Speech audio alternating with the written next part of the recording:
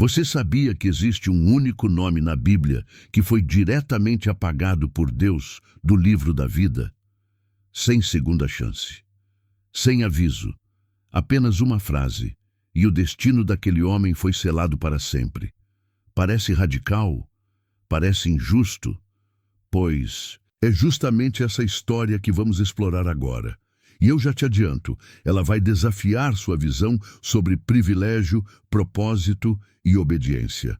Fica comigo até o final deste vídeo, porque o que você vai descobrir aqui não é apenas mais um episódio curioso das Escrituras. É uma chave espiritual poderosa que pode mudar a forma como você enxerga sua própria jornada com Deus. Vamos falar de alguém que tinha tudo para ser parte central do plano divino, mas foi riscado da história sagrada. E mais surpreendente ainda, do vazio que ele deixou, Deus fez nascer a promessa do Salvador. Neste vídeo, vamos revelar quem foi o primogênito de Judá, e por que sua existência foi apagada pelo próprio Criador. Você vai entender como o privilégio sem caráter se torna um perigo espiritual, como Deus levanta improváveis quando os chamados falham, e como o plano dele nunca depende da nossa perfeição, mas da nossa fidelidade. Ao longo da história, você vai se deparar com decisões arriscadas, reviravoltas surpreendentes, e um dos maiores exemplos de redenção escondido nas entrelinhas da Bíblia. E quando tudo parecer perdido, é aí que Deus mostra que sempre teve um plano B, e que muitas vezes esse plano é ainda mais glorioso que o primeiro. Então prepare o coração, abra a mente e vamos juntos mergulhar nessa história esquecida, mas essencial, que começa com uma sentença de morte e termina com o nascimento do Messias. Há nomes que entram para a história por seus feitos heróicos, outros por suas tragédias. Mas há um nome na Bíblia que se destaca por algo absolutamente aterrador. Foi riscado por Deus do livro da vida. Seu nome é Em toda a Escritura, apenas ele recebe tal juízo sem segunda chance, sem aviso, sem misericórdia aparente. Uma única frase, sua história termina. Mas o que há por trás desse silêncio? Por que Deus o matou? E mais importante, o que essa história esquecida revela sobre o plano divino, o caráter humano e a linha que separa privilégio de propósito? Neste vídeo, vamos abrir as páginas mais obscuras da Bíblia para entender quem foi esse homem e por que seu nome desapareceu da narrativa sagrada. A trajetória de pode ser breve, mas o impacto de sua existência, ou da sua ausência, mudou o curso da história sagrada. E no final desta jornada, você vai entender que não basta nascer com um destino glorioso, é preciso honrá-lo com fidelidade, ou o céu pode simplesmente apagar seu nome da promessa. A Bíblia é repleta de genealogias, nomes e gerações, que se entrelaçam como uma tapeçaria divina. E no centro de uma dessas linhagens está o primeiro filho de Judá, neto de Jacó, bisneto de Isaque, tataraneto de Abraão. Tudo o que os patriarcas construíram convergia para ele. Um jovem que recebeu a promessa, o sangue da aliança, o direito da primogenitura. Era o elo vivo entre a promessa de Abraão e o Messias vindouro. E ainda assim foi rejeitado por Deus. Como pode alguém com tanto potencial fracassar tão completamente? O nome quase desaparece das páginas da Bíblia, exceto por um registro sombrio. Porém, o primogênito de Judá, era mau aos olhos do Senhor, pelo que o Senhor o matou. Gênesis 38:7. Simples assim, mas o silêncio da Escritura sobre os detalhes desse mal torna essa história ainda mais perturbadora.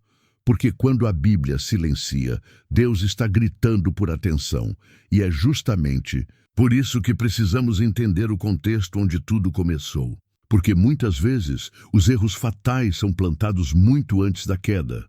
O solo onde Er cresceu estava cheio de rachaduras espirituais, e isso será o ponto de partida para desvendar esse mistério. Para entender Er, precisamos primeiro conhecer Judá, seu pai. Judá era filho de Jacó, o mesmo que teve seu nome mudado para Israel, um homem marcado por experiências com o divino. Mas mesmo vindo de uma linhagem de fé, Judá fez uma escolha que mudaria tudo. Afastou-se de seus irmãos e casou-se com uma mulher cananeia, filha de Suá. Uma decisão aparentemente simples, mas espiritualmente desastrosa.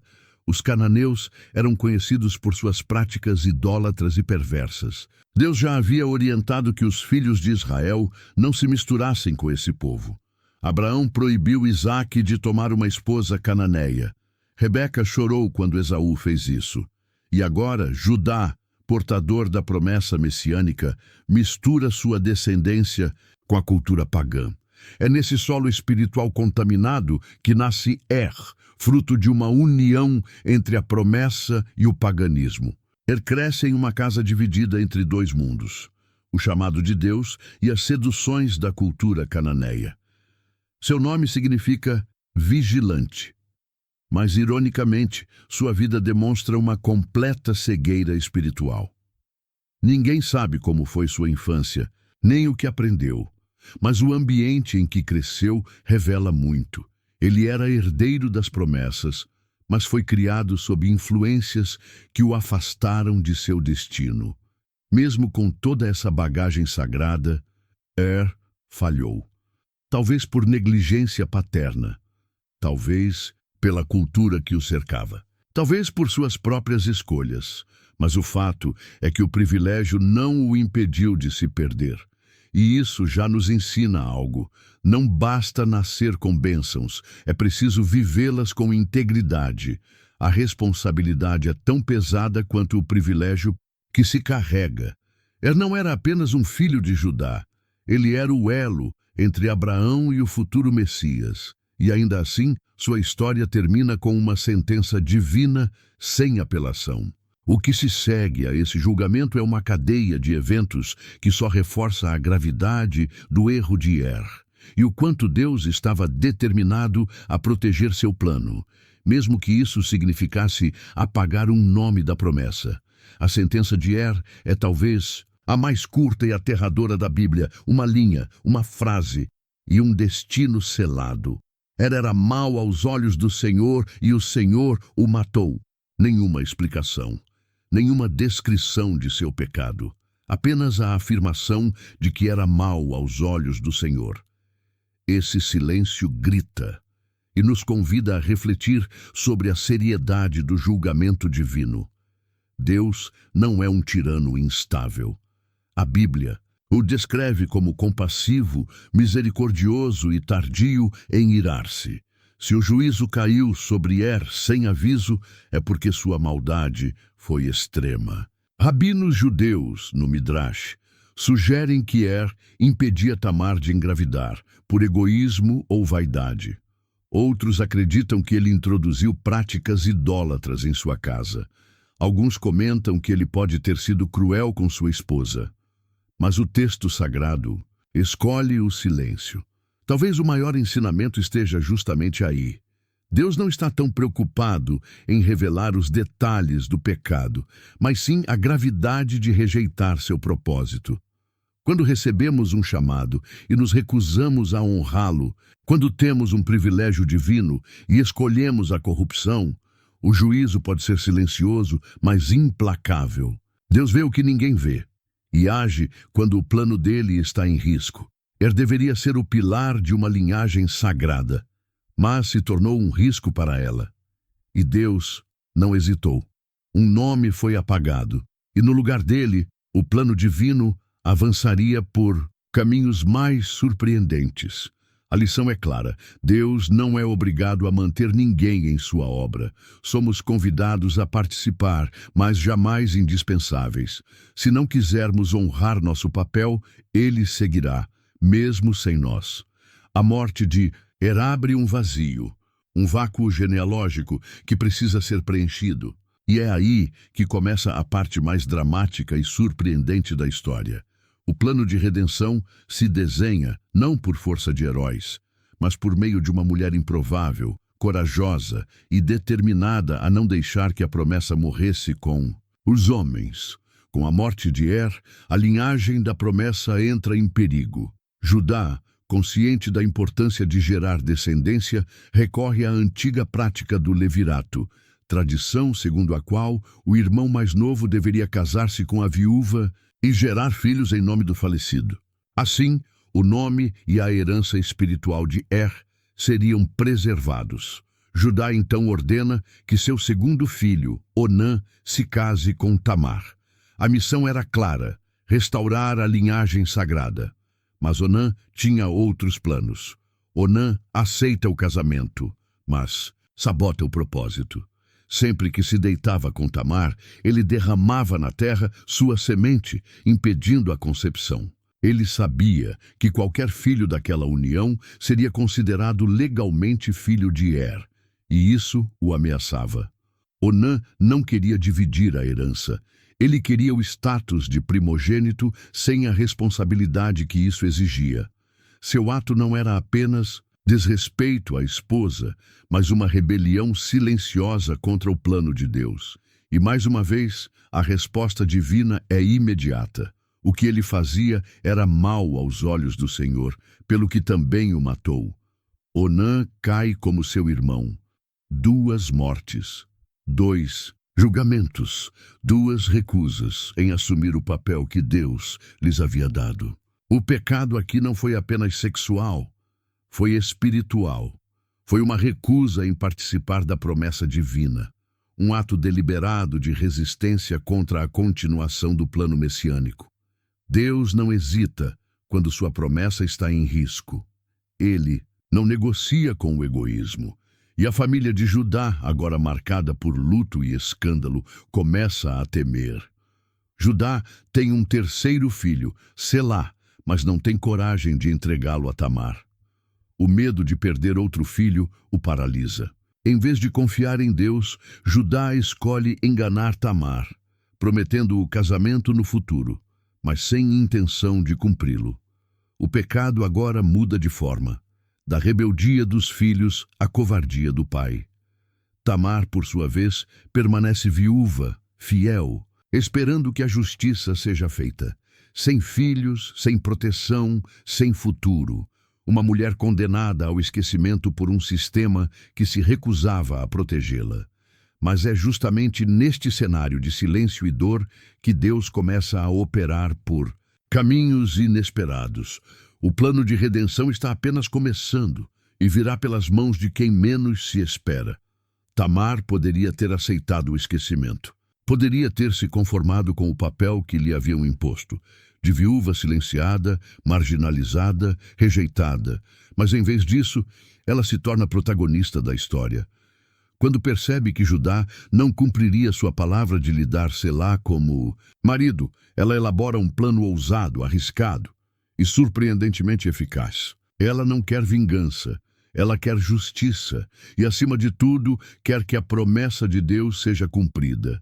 Sabendo que Judá estava viúvo e viajaria para tosquiar as ovelhas, Tamar se disfarça. Veste-se como uma prostituta cultual, figura comum, na religiosidade cananeia, e se posiciona no caminho por onde Judá passaria. Ele não a reconhece. Ela negocia um pagamento e exige penhor, o selo, o cordão e o cajado de Judá, itens que representavam sua identidade e autoridade. Eles se deitam juntos e Tamar engravida. Mas ela não foge, não se esconde, apenas espera. Meses depois, chega a notícia. Tamar está grávida. A reação de Judá é brutal. Ele exige que ela seja queimada viva. Mas no momento exato em que a sentença seria cumprida, Tamar envia os objetos de Judá, dizendo: do homem de quem são estas coisas eu concebi. O silêncio que se segue é cortante. Todos os olhos se voltam para Judá. Ele reconhece os itens. E então, diante de todos, confessa: mais justa é ela do que eu. Essa frase muda tudo. Judá, o patriarca, é desmascarado por sua nora. E ao invés de escondê-la ou puni-la, ele a honra, porque Tamar não agiu por luxúria, mas por justiça. Ela fez o que Judá e seus filhos não tiveram coragem de fazer, preservar a promessa divina. O plano de Deus estava salvo. A linhagem messiânica estava intacta e Tamar, antes esquecida, agora se tornava símbolo de coragem, astúcia e fé. É impressionante como Deus vira o jogo. Quando os homens falham, ele levanta os improváveis. Quando a linhagem parece extinta, ele sopra vida por meio de quem foi desprezado. Tamar não só restaurou a genealogia, ela expôs a hipocrisia, confrontou o sistema e garantiu que a promessa continuasse viva. E o mais surpreendente ainda estava por vir. Em seu ventre havia mais do que vida.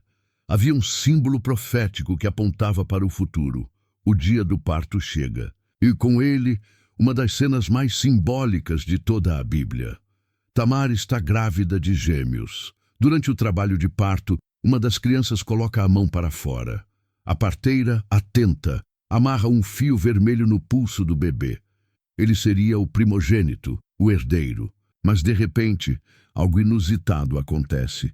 O bebê recua e o outro irmão sai primeiro.